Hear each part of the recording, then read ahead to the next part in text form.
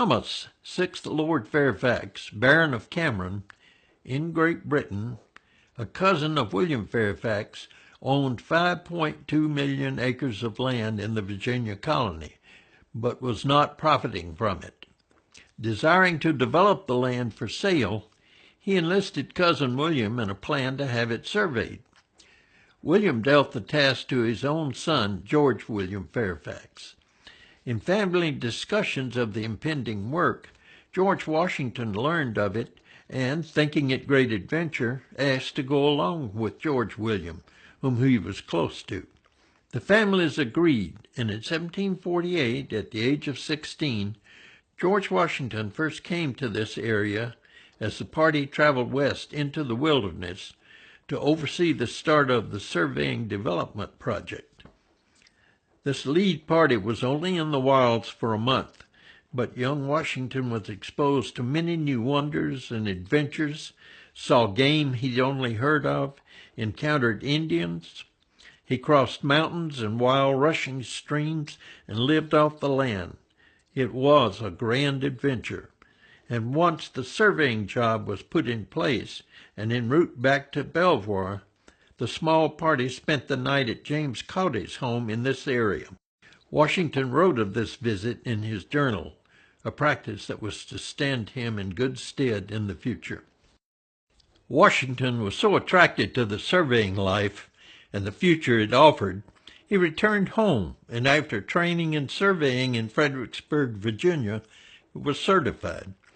He later became the official surveyor of Culpeper County. But he was not satisfied to lay out quarter-acre lots in the town. He was ambitious, wanted to gain wealth, and he knew money was to be made out west in the Fairfax lands. He returned to this frontier area and worked, surveying for some 3 years. When Washington's brother, Lawrence, died from tuberculosis, Washington left surveying and returned to Mount Vernon to manage the estate for his sister-in-law.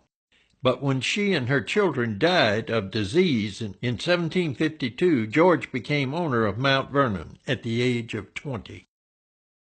In an act of noblesse oblige, Lawrence had served as an adjutant in the Virginia militia. George, wishing to do right by his inheritance, submitted himself to the governor as a candidate for that same responsibility. But the Crown had decided that the colony of Virginia was so large and its functionary elements so demanding that responsibilities should be divided for better control. At one time, Virginia stretched from the lower reaches of New York Colony south to the northern boundary of Spanish Florida. The militia was divided into 4 commands. Washington was appointed adjutant of the smallest of these. So by 1753, at the age of 21, George Washington was a certified surveyor, the gentleman farmer owner of Mount Vernon, and an adjutant major in the Virginia militia. At this time, the major sticking point in the two powers' confrontation was the question of who owned the Ohio Valley. Several earlier European treaties failed to clarify specifics about the Ohio country.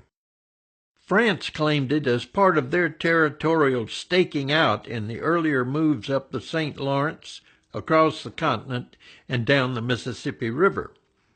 Britain claimed it from their original 1607 claim of sea to sea. No one addressed what that left for the Indians.